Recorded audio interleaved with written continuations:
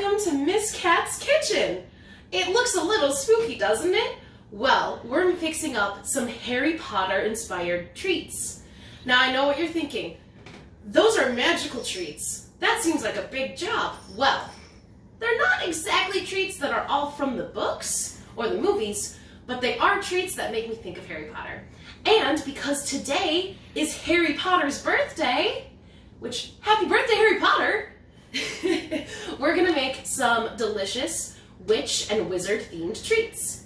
So today we're gonna start with making some witches' hats. And so those are made of crescent rolls, so it's a little bit yummier than regular witches' hats.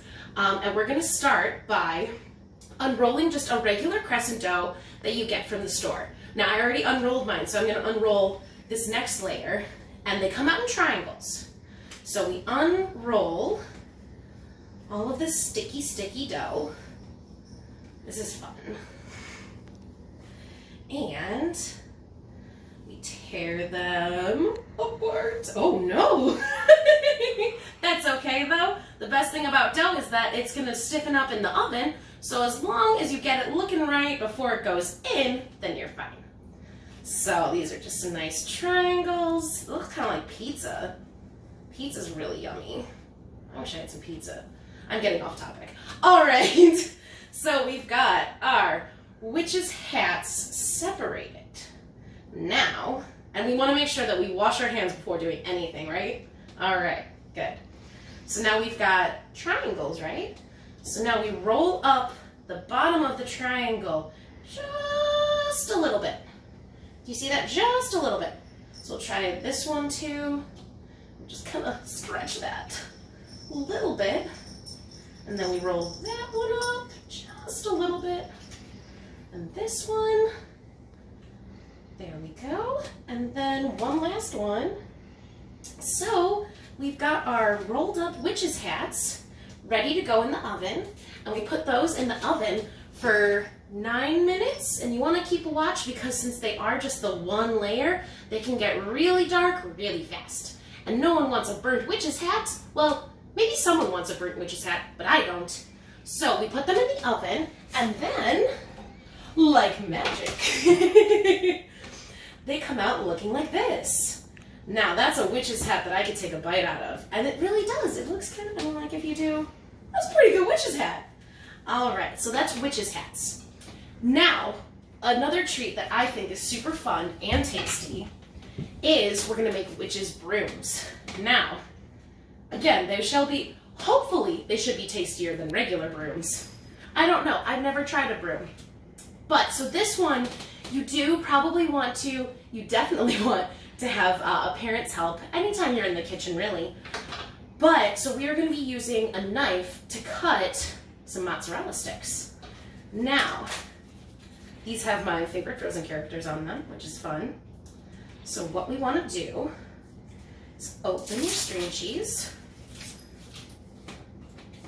and then have a parent cut it in half, and then you take a pretzel stick about this size and you put it right there. Oh no!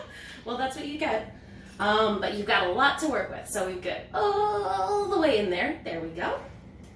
And then we, just like any other string cheese, just pull and pull and pull and pull, and try not to eat it because it does look really tasty. And pull. All right, and then, now I've got chives in my herb garden, but you can get them at the store too, and they're long and they taste kind of like onions, very yummy. So we take that and you tie a little chive around the broomstick like that, and then make it into a little over and under knot. And then the best part, all you have to do is just tear off the end, and you've got your whole broomstick. And it looks pretty, probably less effective for sweeping, but definitely very tasty. And if you're gonna have a party for Harry Potter, specifically, I mean, if he's coming, that would be really cool. But if you're gonna have a party, these are something that you can make ahead of time and have a whole little witchy magical theme. So that is a good start. And then next we're gonna be doing some dragon eggs, which is pretty fun, and some troll bogies, and we're gonna finish up with some butterbeer, so hang on. All right, now it's time for troll bogies. Now I know, one of my favorite parts of the first book is when they're attacked by a big mountain troll. So now these aren't gonna be actual troll bogies, but they're gonna look like them. And if you don't know, bogies means boogers, right? And so in front of me are all the things that you're gonna need. So I used some microwave popcorn, as you can see here. We've got some melting candy coating. And so what I actually usually like to use is the Wilton's Candy Melts because they come in different colors. But since I could only find this kind, I have some white here. So you can get some green, but we're gonna use this white candy and we're going to dye it. We're gonna dye it green with our food coloring, and then we're gonna take our chocolate and our popcorn and combine them together in one of these big Ziploc bags. So we'll put that off to the side. And so when you, so you can see, this has been in the microwave. So you start by microwaving it for a minute and then microwave it for 30 seconds at a time until it is nice and smooth like that, because that's what you want it to look like. And use a nice microwave safe bowl because that'll keep it nice and warm. All right. And so now we take a toothpick, because really you don't need a whole lot of coloring when you're using, this is gel food coloring. There's a lot of different food colors that you can use. Or like I said, you could just get some food, some of the candy melts that are in the color that you want it to be. And so you just want to take a little bit of this green and get it, it will fight you, I guess. You get like a good amount like that, and you put it into the cream like that, and then it all starts turning green. And then let's see if we can mix this all together, and try not to eat the candy while you're mixing it, because I was just tempted to. But yeah, and then you can watch as that green gets all over. And maybe we'll want to add a little bit more, because that's kind of a light green, and I kind of want, I want it to be a little greener. I want some really yucky colored boogers. So let's try a little bit more. We'll grab a fresh toothpick. And remember, we're washing our hands anytime that we're getting new food, or anytime that we're in the kitchen, just being really, really smart. And making sure that we don't have germs on our hands, because yuck. All right, so we've got a little bit more of the food coloring in there. And let's mix, mix, mix, mix, mix, mix, mix. Let's see if that green comes a little bit better this time. Oh, there we go. There's some Slytherin colors. Now, have any of you taken the house exam or the house test to see which Harry Potter house you're sorted into? Well, I know there's a lot of different tests online, but I took mine, and I'm a Ravenclaw. Although I did take one where if it was the American one, the American school, I would be in the Puckwudgie house. Now, I don't know what really, I think it's a an animal, like a spiritual, like kind of mythical animal from America history, but I don't know what that means, and I like just being a Ravenclaw. But I would definitely recommend finding out, because it's really, really fun to kind of take those tests. All right, so that's a nice, yucky kind of, that looks a lot more like troll boogers now.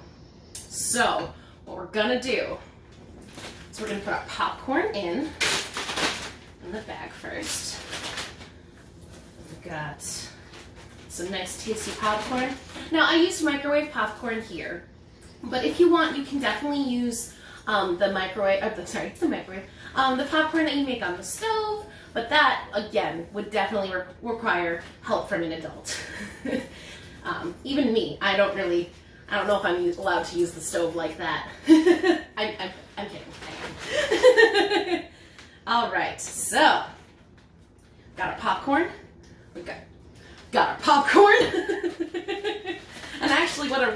thing to do when you're using kind of some icky kind of stuff.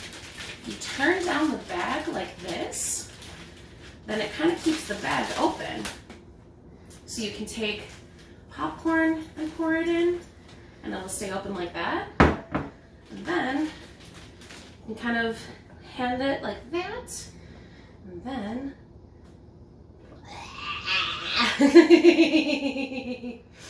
all right, so get some of that chocolate in there, and let's start shaking. All right, and hopefully get some good amount of air in there so that it's got some place to go. And then zip it on up so you don't get popcorn all over your kitchen or chocolate. And now go and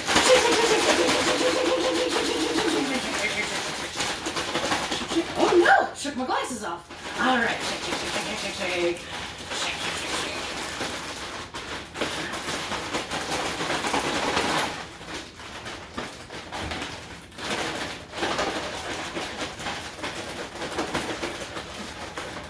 And when you think, oh, it's probably enough shaking, keep shaking.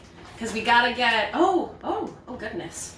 Oh me, there is color everywhere too. Look at that, you can see the green coming through. Let's take a look. Look inside, oh my goodness.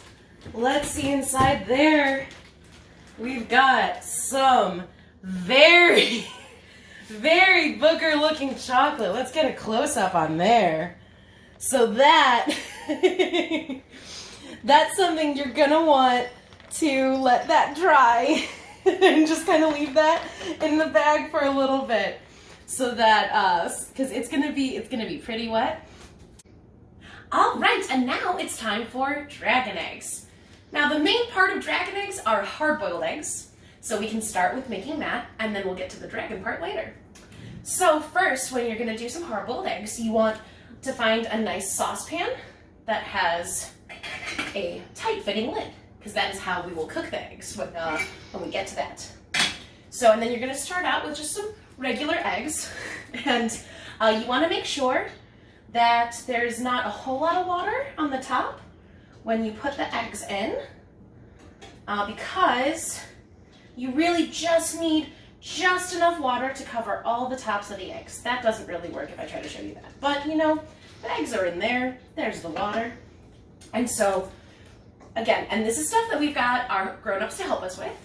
And we turn on, my stove has a gas light. Let there be fire!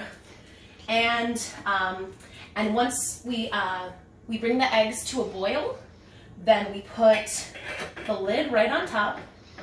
And then we actually turn them off after they're boiled. And then we set a timer with the lid on. We set a timer for 17 minutes. 17 minutes. And then after we've got all of these eggs all boiled and all done, we change out the water and we put them in a nice ice bath and we let them chill there for about 10 minutes. 10 whole minutes, and then you've got a nice, beautiful, hard-boiled egg, but it's not a dragon egg yet.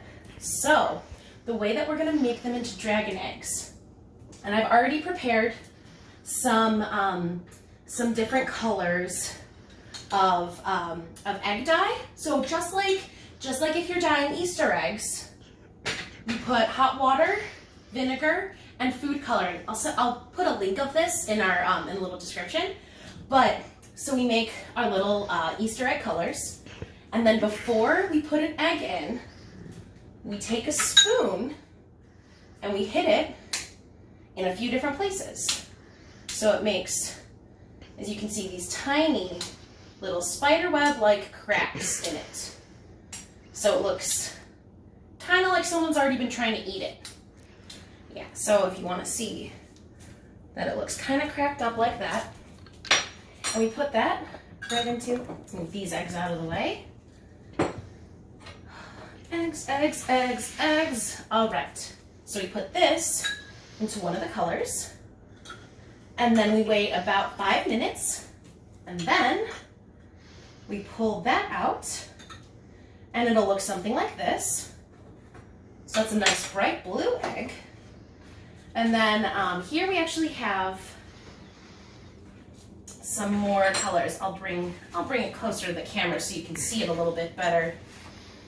But we've got some colors of eggs that we've already done that have been sitting, and you can see we went with a lot of different, this is the same kind of food coloring, or if you do have an Easter egg dyeing kit, those kind of dyes will work too. Now what you want to do is peel the eggshell away, and you'll see just how cool all of the little cracks became. So as you can see that it looks really a lot like a dragon egg. But it's still, you know, it's just a regular egg and it'll taste the same, but it looks super fun. So that is how you make dragon eggs, which would be a great part of a feast. And next, we'll show you how to end this delicious feast with some butterbeer. Stay tuned. Thank you so much. We've made it to the end of the Harry Potter cooking class, I know. But it's been a fun, magical journey, and I've really enjoyed having a lot of fun with y'all today. So the last thing that we're gonna make is Butterbeer! Harry Potter's favorite drink. Actually, I'm pretty sure his favorite drink was pumpkin juice, but even though we do have this pumpkins are out of season right now, so I figured we'd go with just a fan favorite. So what we need to make Butterbeer are some vanilla cream soda, some butterscotch syrup, and then some heavy whipping cream to top it off with. So we'll start by mixing our soda. Get it nice and bubbly up in here. There we go. Got some of that. Very nice. All right. And then we add about a tablespoon of butterscotch, so probably about like that kind of drizzle amount. And then we can either have, so I have a whisk here, got a very fun spoon, and I've got a slotted spoon. So you can really use anything you want to mix up the flavors together, but I'm gonna go with this spoon. Double, double, toil and trouble, fire burn and cauldron bubble. I know that one's not from Harry Potter, but Shakespeare would be happy. So, as you can see, now it is butterfied with our butterscotch. So now we take our heavy whipping cream and we put it into a bowl like this. And with a parent's help, we're going to use a hand mixer. So we've got one like this, where it's got the little mixers and it's got the little speeds on the side. So we're going to want to go up to about the highest speed because we want to make sure that we get some really nice thick whipping cream. So let's just go all for it. All right. And so you want to make sure, and here that you don't want to hit the sides, but you want to also see all of those bubbles moving up. And so this is how you make whipping cream. Now it also will help if the bowl that you're using is cold and the beaters are cold, because there's a lot of ways to make whipped cream. Personally, I usually just buy mine from a can and it goes, but since we're making things a little fancy today, and also I'm pretty sure Harry Potter doesn't have instant like whipping cans, like whipping cream like that. They do have magic though, so we don't know. But some whipping cream, beaten that egg. All right. So we've got, it's still a little wet, which is okay, because what we're gonna do before we finish mixing it is we're gonna drizzle a little bit of butterscotch into it. Now we don't wanna put too much in because one, that might not taste great, and two, we would still want the whipped cream to be really nice and fluffy. So we'll just add just a little swirl, kind of like we're at Starbucks. This is not a Starbucks sponsored ad though. I'm just kidding. All right, so then we're gonna go, you can see how pretty that is on top here. Ooh. All right. And mix that all up. Oh, that looks so nice and fluffy. Let me see. You probably can't see the top, but it looks really good.